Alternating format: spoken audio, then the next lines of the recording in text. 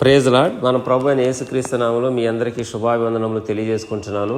ఈరోజు దేవుని వాక్యము కొరింథీయులకు రాసిన 2వ పత్రిక 7వ అధ్యాయము 10వ వచనము. దైవ చిత్తానుసారమైన దుఃఖము రక్షణార్థమైన మారు మనసును కలుగజేయును. ఈ మారు మనసు దుఃఖమును పుట్టించదు, అయితే లోక సంబంధమైన దుఃఖము మరణమును కలుగజేయును. ప్రియమైన వారలారా, ఇక్కడ పరిశుద్ధమైన పౌలు కొరింథీయులకు రాస్తూ మారు మనసు విషయమై మాట్లాడుతూ ఉన్నాడు. దీన్ని బట్టి మనం అర్థం చేసుకోవాల్సింది ఏమిటంటే, నిరంతరము నిలిచియుండు మారు మనసు. ఈరోజు దేవుని వాక్యం నిరంతరము నిలిచియుండు మారు మనసు. ఈ మారు మనసు ఏం చేస్తుందంటే, మనము పాపులమని, మనలో నుండి ఏ మంచితనము రాదని మనకు ముఖ్యంగా తెలియచేస్తుంది. చాలామంది క్రైస్తవులు తమ పాపులం అంటారు, కానీ ఘోర పాపులం కాదులే, పెద్ద పాపం కాదులే అంటారు. ఇది నిజమైన పశ్చాత్తాపం కాదు. నిజంగా పశ్చాత్తాపడి మారు మనసు పొందినప్పుడు విశ్వాసంతో మనము విజయాన్ని ప్రారంభిస్తాము. అయితే అది శిశువును పోలిన జీవితం లాంటిది. ఎందుకంటే మనము అప్పుడే నూతనమైన జీవితాన్ని మనము ప్రారంభిస్తాము. మరి మనము శిశువు పుట్టినప్పుడు మరి దేనితో పోషించబడతాడు? తల్లి పాలతో పోషించబడతాడు. కనుక మనము తల్లి పాల లాంటి వాక్యమును మనము ప్రతిరోజు కూడా అపేక్షించాలి. మనము ఇది కూడా పేతురు రాసిన 1వ పత్రిక 2వ అధ్యాయంలో 2-3 వచనంలో మనం చూస్తాము. క్రొత్తగా జన్మించిన శిశువులను పోలిన వారై నిర్మలమైన వాక్యమును పాల వలన రక్షణ విషయంలో ఎదుగు నిమిత్తము ఆ పాలను అపేక్షించుడి. నిజంగా మనము మారు మనసు పొంది రక్షణ నిశ్చయతలో మనం కొనసాగుతున్న మనము దినదినము మరి ఈ వాక్యాన్ని మనము పాలు వంటి వాక్యమును మనము ప్రతిరోజు అపేక్షించాలని మరి దేవుడు కోరుచున్నాడు. అలాగే యోహాను సువార్త 6వ అధ్యాయం 63వ వచనంలో, నేను మీతో చెప్పి ఉన్న మాటలు ఆత్మయు జీవమునై ఉన్నవి. సో మనము మారు మనసు పొంది నూతన ఆత్మలో మనము ప్రవేశించినప్పుడు, నూతన జీవితంలో మనం ప్రవేశించినప్పుడు ఆ యొక్క ఆత్మ మనము జీవము అయి ఉండాలంటే ప్రతిరోజు కూడా మనము వాక్యాన్ని చదవాలి, వాక్యానుసారంగా మనము జీవించాలి. దాని గురించి మనం ఒకసారి ఆలోచించాలా. సో మరి ఆత్మకు మరి మరణము లేదు.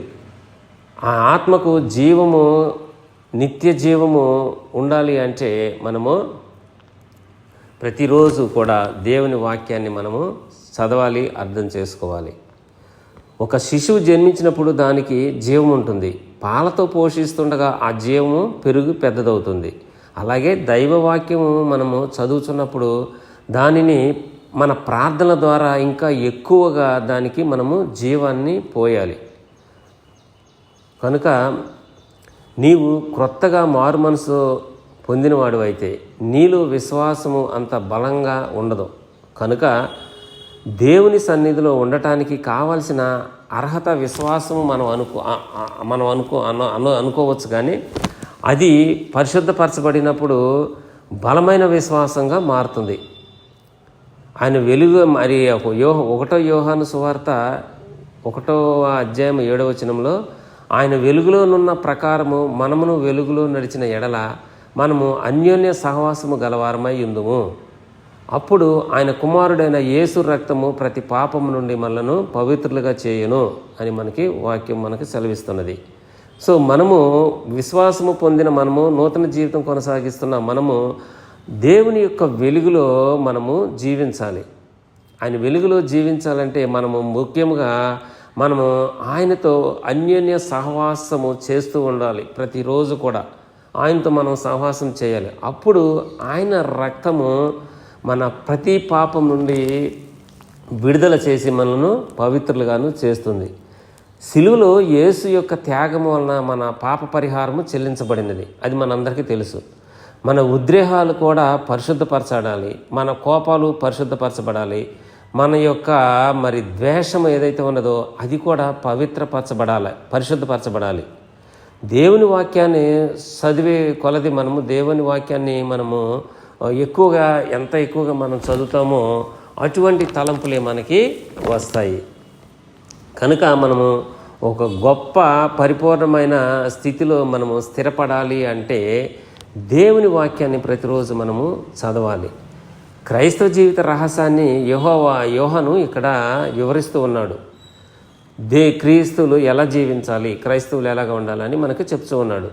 దేవుడిచ్చు పరిపూర్ణతను అతడు పూర్తిగా అనుభవించాడు కనుక ఆ యొక్క అనుభవంతో నుంచి మనకి వివరిస్తూ ఉన్నాడు.